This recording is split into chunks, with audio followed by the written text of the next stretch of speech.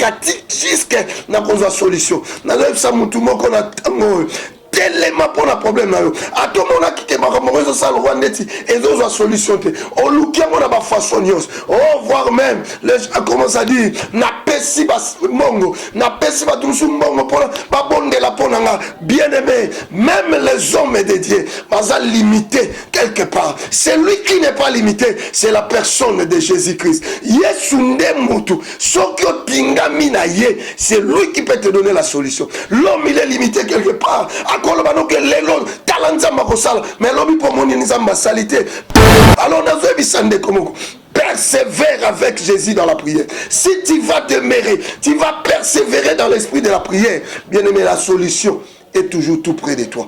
Bien-aimé, naebisande komo ko lembate. Yo muto so koma kina poisson lembi. Obanda kobone mo comme fatigué. Oh Dieu te dit cet instant, relève-toi. Tellement lisusu bien-aimé. Peut-être que si kozo tellement et si qu'on peut solutionner comme il peut. Peut-être que nengozo yo kangaka, peut-être solution comme il peut. Tellement de konanga. Continuez encore bien-aimé. Ta solution est tout près de toi. Bien-aimé. Problème na yo ba ko lâcher au nom de Jésus. Problème na bakotika yango ata bakanga ke na ebiso bakotika ata libala ngo bakanga ke ngo na ebiso bakofongola ngo ata kobota no bakanga ke na ebiso bakofongola ngo. C'est le moment où Dieu va réagir et va se manifester pour te comprendre. C'est lui qui est la solution à tout problème. On déconne sande komoko nzambo zoyo kana minito a permettre ote na minito lo bakena kufananga parce que solution ne komi permettre parce que solution ya problème no komi permettre ta bakanga ki problème no kat na libulu na lobi ke uta na libulu bimi et pesio kimia ata bakanga ki problème no pa bandoki na ba loi ya famille na ba lien ya famille. Je vous dis to komi na moment tout va être cédé ba ko lâcher yango na na Yesu et la zone de komoko likambo no ezo kimia na kombo na Yesu likambo na ezo solution na kombo na Yesu. Il est capable ya kozongi sesika osolembaki. Oh n'est-ce pas la parole de Dieu nous dit et sika oyo suki nzambe ndalingi siko abanda et sika oyo solembaki na yo et sika oyo moneka na okenanga suzute nzambe alinga banda makambo efungwa melande komoko amona ki makambo nyose kangami ba porte ekangabela kiyo naloba que cela s'ouvre au nom de Jésus-Christ. Ba porte ekangama ki na vie na yo nazoba lelo efungwa bana kombo na Yesu soki ba bloka kinzela no mosala nalobi bazo bengo na mosala au nom de Jésus soki ba kanga kinzela ba faire na yo nabi ba faire mezo fungwa au nom de Jésus nzambo ya telemaki pe apesa ki justice na ndeko mwasio apeso pe kimia na likambo zoluka na kombo na Yesu Masia. Merci Seigneur, to pesi nzambe merci pour nangolu oyo asale libiso to mona na susu sika oyo to zali pe esika ozotala ngala na minute oyo na pas moni nzambe parce que je dis souvent nyonso ezalaka kaka ngolu. Alors c'est la grâce du Seigneur ne sali que tout mona na susu na tango oyo kolona biso kumisama.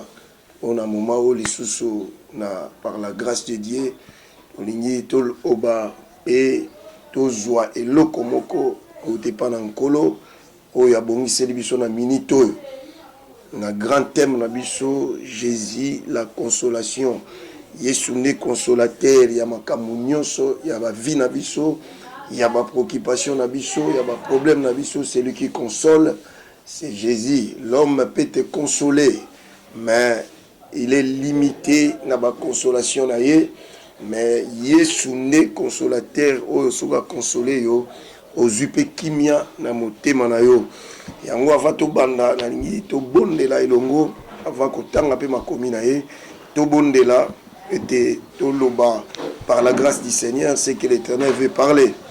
Éternel Dieu tout puissant to pamboli kombola yo po toza malamu.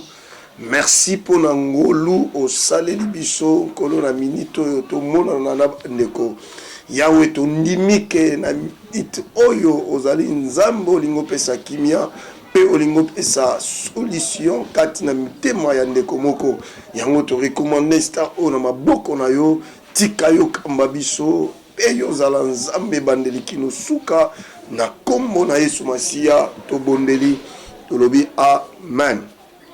Kolo na biso azwa lokumu toko tanga lelo na mukanda na Luc chapitre 18. Luc chapitre 18 na verset 1 qui nous na 7e verset à 30e na biso, et celui qui persévère trouve toujours la solution à ses problèmes. Nous doit persévérer à la solution ya loko azoluka pe ya ba solution ya ba problème na ye. Na Luc chapitre 18 verset 1 à 17 na tangi, Jésus leur dit une parabole pour montrer qu'ils devaient toujours prier sans se décourager. Il dit, il y avait dans une ville un juge qui ne craignait pas Dieu et qui n'avait d'égard pour personne. Il y avait aussi dans cette ville une veuve qui venait lui dire, rends-moi justice contre ma partie adverse. Pendant longtemps, il refusa, mais ensuite il s'est dit, même si je ne crains pas Dieu, et je n'ai de garde pour personne, puisque cette veuve me fatigue, je vais lui rendre justice afin qu'elle ne vienne pas sans cesse me déranger. Le Seigneur ajouta, écoutez ce que dit le juge injuste. Dieu ne fera-t-il pas justice à ceux qu'il a choisis et qu'il crie à lui jour et nuit? Le fera-t-il attendre? Je vous l'ai dit, il en fera rapidement justice. Quand le Fils de l'homme viendra, trouvera-t-il la foi sur la terre? Mais tout base test la mission est vraiment dans verset 7e. Bien-aimé, je voulais dire à quelqu'un à cet instant que dans notre vie quotidienne, la vie autre vivre, bien-aimé, il nous réserve tant de réalités et tant de problèmes. Et que le diable, parfois, il nous présente des cadeaux. Le diable nous présente des cadeaux, parfois ces cadeaux est empoisonné. C'est la cadeau, et baby si makamunios et histoire il y a ndekonabiso il y a Adam na Ève bibelobi et nzambe tanga kelaki mokili apesi bango ezali ba mibeko et makamususu basimba te toyebi lisolo wana et abisi bango bozwa nyonso mais contre l'arbre de la vie et de la mort n'y touchez pas on les a domaine en nzambe. Mais le diable a présenté bango cadeau empoisonné. D'autant qu'on a expliqué bango que alors ils ont dit cadeau, ils ont dit qu'on a mis sur la bango, mais comment qui est empoisonné, et au fur et à mesure ils ont compris que le diable a conçu à Kotibiso na liboulou. C'est pour cela à cet instant bien aimé, na yeli boso na yo onat lisayo. Comme aujourd'hui, les enfants de Dieu, Satana, azali ko présenter bango, azali ba fruit moko, azali empoisonné. Pour te empoisonné, empoisonné qu'on dit na bango, pe empoisonné, azali foi na bango. Et bien aimé le Seigneur, ezana solo moko ezobeta mawa. Ezali solo ya mwana mwasi moko, et Bible lobi, Bible zo ba miso que elle était veuve. Azala qui veuve, c'est qu'a koufé la mobile. Et les autres, ils savent qu'il n'y a pas de problème dans la justice. Et la Bible n'a pas confirmé pour nous quel problème et on ne sait jamais quand on parle de problème de justice. Tu éviter ce qu'il y a un problème familial, tu éviter soit un problème, il y a un bishop africain, c'est ça, et qu'on appelle que Moubali a Koufi, peut-être un problème, il y a débat, il y a une belle famille. Alors, Bible lobby, moi, je suis à Zagina, pour ça, il y a solution, il y a problème. Alors, quand on s'abandonne kokende koluka ko samba pour être ba katalika monaye pour ba pesaye raison na problème naye parce que comme si on lit la Bible on comprend que cette femme azala qui vraiment convaincue que azalaki na problème il fallait que ba pese solution les cambo banda koluka. C'est qu'elle avait vraiment pas de problème avec les gens, mais elle avait besoin seulement de la solution à ses problèmes. Mais la Bible dit à chaque fois qu'elle partait pour qu'elle débat pesaye solution na kuna la ba juge ba katali kambo na ye, et la Bible dit chaque fois qu'il makamore bande ka ko retardé. Et la Bible dit le juge oh ya bande ko sambisaye.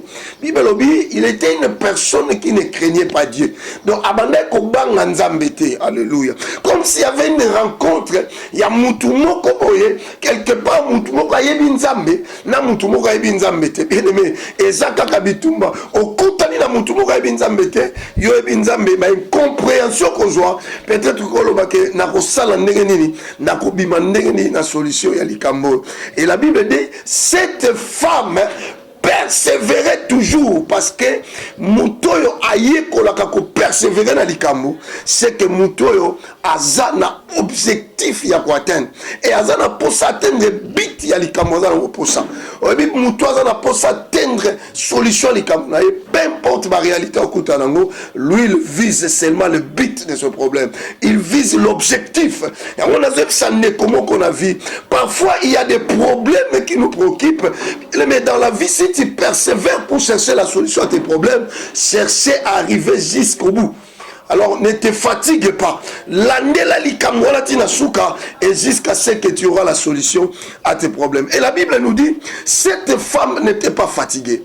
Abaneka ko kende, et pas juge, peu importe ses juges, peu importe abaneka banga nzambete, mais la femme abaneka toujours ko tungi saye. Azo keka ko tungi saye. Azo keka ko tungi saye. Et la Bible nous dit que na ko tungi saye, regardez une personne qui ne craint pas Dieu. Et yemoko non, mais la façon où cette femme m'importe, la façon où cette femme a tungi singa, vraiment, il faut qu'on a katalika monae. Gloire à Dieu. Nazo ebisande komoko, comme si on commis pembeni, il y a likamonae za solution qu'on l'embate. On commis na mamoko boye, comme si fatigue bandi kokota, comme si bon lembu bandi koya. On lobi anakosamme la sousouté parce que likamongo et donc on a kimyate. Oui, nazo ebisayo ndekolanga, nazo ebisayo zolanga. Peut-être comme il déjà pembeni ya solution problème na yo. Ko lembate. Cette femme a lembakite. Balobi abandeka ko kende. Ata bazo baneke okozwa solution te. Mokili ezolo baneke okotika la ka bongo na problème na yo. Mokili ezolo baneke okotika la ka bongo na maladie na yo. Mais cette femme n'était pas fatiguée. Alobi na ko kende kakati jusqu'à na kozwa solution. Na lève sa mutu moko na tango. Tellement pour le problème là. À tout le monde qui te marre, moi je sens le roi neti et ils ont solution. On loue qui on a ma façon oh voir même les gens commencent à dire na pesi bas mongo na pesi ba tout sous mongo pour ba bonde la ponanga bien aimé. Même les hommes dédiés basa limité quelque part. C'est lui qui n'est pas limité, c'est la personne de Jésus-Christ. Yesunde mutu sokyo tingami na ye, c'est lui qui peut te donner la solution. L'homme il est limité quelque part. Mais l'homme pour mon nizamba salité parce que peut-être et la nisami on a pour ça nzambete. Alors on a vu bisande comme persévère avec Jésus dans la prière. Si tu vas demeurer, tu vas persévérer dans l'esprit de la prière. Bien aimé, la solution est toujours tout près de toi. Et ça dépend de la façon où tu es en train de persévérer pour chercher la solution. Moi, je suis persévérer pour le problème. Attends, on y a une solution. La solution. Jusqu'à ce que cette juge était fatiguée. Bien aimé, le juge représentait le diable. Parce que le diable n'a jamais comme mon sengo. Il y a moi dans Zambé. Attends, le diable a pour sa kanga. Pour ma cambouze à la freine. Oh, bien aimé. Sande comme ko lembate yo muto so comme qui na poisson lembi obanda ko bonne comme fatigué. Oh Dieu te dit cet instant relève-toi, Telema lisusu bien-aimé. Peut-être que si kozo telema et si qu'on peut solutionner comme il peut. Peut-être que nengozo yo kangaka, peut-être solution comme il peut. Telema de konanga. Continuez encore, bien-aimé. Ta solution est tout près de toi. La Bible dit, saisis le diable avec comment mouta ko tungisanga tina niveau. Habite kete, fona sundola, fona tika problème na ye, fona pesa sa solution na problème na yo. Oh bien-aimé, problème na yo bako lâcher yango au nom de Jésus. Problème na yo bako tika yango. Ata bakanga ke on a ebiso bako tika. Ata libala ngo bakanga ke on na ebiso bako fongo lango. Ata ko bota no bakanga ke na ebiso bako fongo lango. C'est le moment où Dieu va réagir et va se manifester. Pour te comprendre, c'est lui qui est la solution à tout problème. Alors bien aimé, lève-toi. La Bible dit, cette femme, atingami, jusqu'à ce que elle avait trouvé la solution et la réponse à ses problèmes. Et ça ne comment qu'on ne te fatigue pas. Et pas qu'on s'est fatigué, que Moutou a empêché yote pour progresser. Moutou a empêché yote bien aimé pour kende liboso. Moutou a empêché yote pour y campiko jusqu'à ce que on atteindre but alikamunayo. Je connais un homme dans la Bible, le nom de Siméon. Cet homme bien aimé, la Bible dit il était déjà vieux et sa cola qui a commis déjà mon colo. Peut-être on pouvait dire que ngai loko esalama susute, ngai loko malongeza sute, nga ozelaka na kufa na kenanga. Mais la Bible dit cet homme avait la promesse. Oh gloire à Dieu. Puisque tu as la promesse, il faut toujours persévérer jusqu'à ce qu'on atteigne bit. Il y a des cambozo. Moi, dans mon balio, Nzamba, si la promesse, c'est que toi, tu ne mourras pas. Jusqu'à ce que okomona Masia. Alléluia. La Bible dit peut-être que moi la mobile a comme mukolo na lolenga comme parce que ton mutakolo mukolo ba maladie belé comme akobima na nzoto et pouvez aussi commencer à dire nga sina koli nanga na mona kufa nanga parce que nzambe tant que nzamba lobite on a zo bisande komoko soki nzamba prometaki na Siméon et otef Simon comme qui déjà vieux mais toi tu n'es pas encore vieux mais pourquoi c'est la matin on a encore comme sur kufa na yo. Oh bien-aimé, relève-toi. Ta solution est tout près de toi. Siméon a zéli jusqu'à ce qu'il avait touché le Messie. Le jour qu'il avait touché le Messie, c'était le jour il avait dit Seigneur, ma kinayo, ma lobano e kokisami, siko kotika mungu na kufa na kimia. Onde konana na bisande komoko. Nzambo zoyo kana minito. A permettre ote na minito lo bakena kufa nanga parce que solution ne komi permettre. Parce que solution y a problème no e komi permettre. Toi relève-toi seulement. Téléma kaka t'inspire à prière. La Bible dit, peu importe les juges avaient refusé pendant longtemps. Mais comment il y a un moment où il faut aller lemba. Il y a un homme Satan. Azana moment où il lemba kanaï. Mais azozi la persévérance na yo. Mais le kola yozo persévérance yazo bimalo kwa zama kasi. Yazo bimalo kwa yenda kangi. Yazo bimalo kwa yenda bloqué. Mais si tu vas persévérer dans la prière, ne konanga. Problème na yo ne reçoit délivrance. Problème na yo ne reçoit solution. Moi na moi so atika kité parce que ça ina posa azo solution. Ya likambo azoluka. Ndekonanga. Et loko nyoza na mo posa. Alors ceux qui ont l'emba qui tellement na minito. Dieu est prêt à te donner la solution.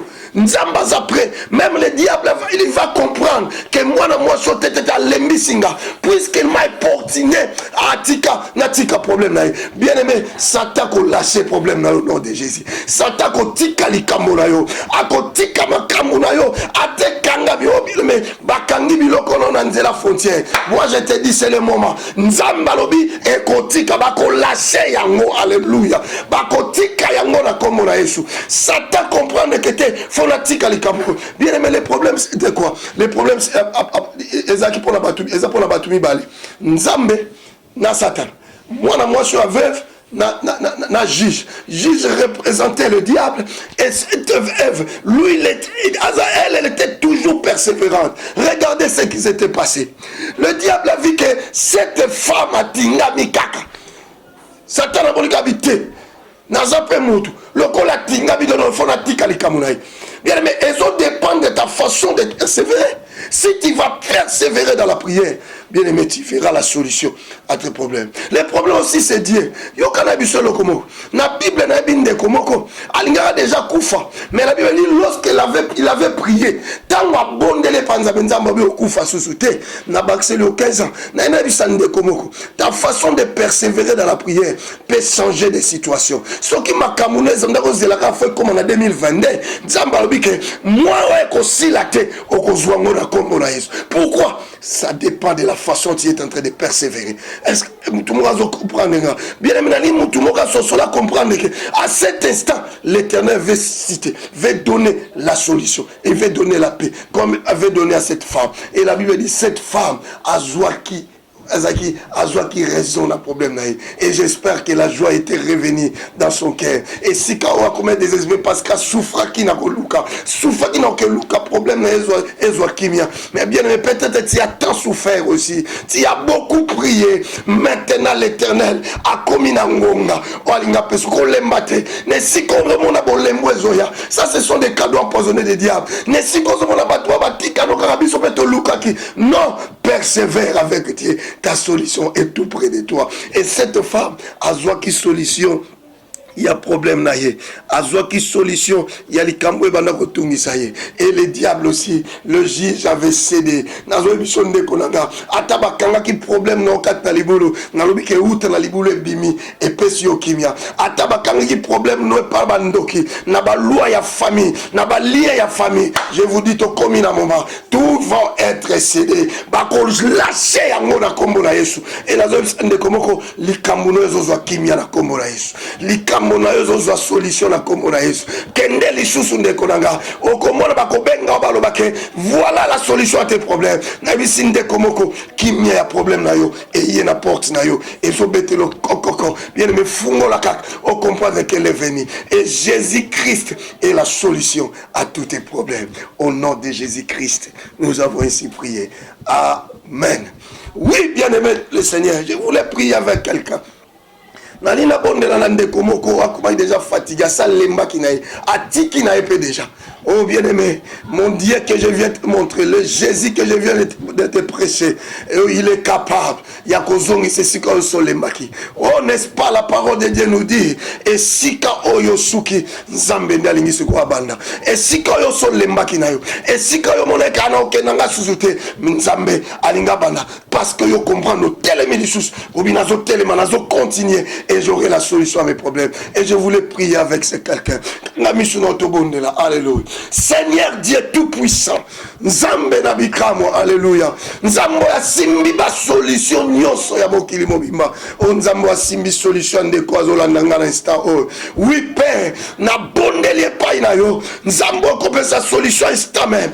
Et si ko batu ba mona makambo kangami, mais yo zo mona makambo zo fungwa. Nazo ebis onkolo makambo fungwa melande komoko. O amona ki makambo nyonso kangami. Ba porte kangami la kiyo. Naloba que cela s'ouvre au nom de Jésus-Christ. Ba porte kangama ki na vina yo. Nazoba lelo e fongwa na kombo na Yesu. Soki ba bloka kinzela no mosala. Nalobi bazo bengo na mosala au nom de Jésus. Soki ba kanga kinzela ba faire na yo. Nabi ba faire mezo fongwa au nom de Jésus. Nzambo ya telemaki pe apesa ki justice na ndeko mwasio apeso pe kimia na likambo zoluka. Na kombo na Yesu Masia to tatoli yango parce que yena zali mokonzi pe azali kimia au nom de Jésus to bondeli to lobi. Amen.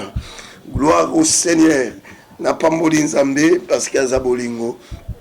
Nzambo apesera biso sous un moment tous à la liboso na bino vraiment à merveilleux parce que na bolamu na yepe na ngo oyo apesaka biso yango sepela etokota sous na bandako na bino.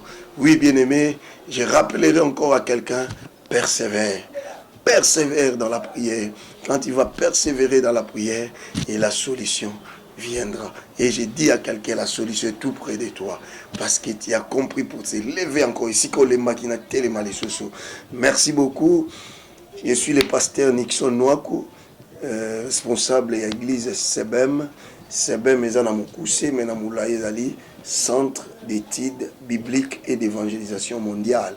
Et Nzambe apambola yo Kolanda église eza située na avenue Bouera numéro 14 na quartier Matongé na commune ya Kalamu. Et numéro nanga téléphone eza 099 99 17 763. Vraiment que mon Dieu vous bénisse.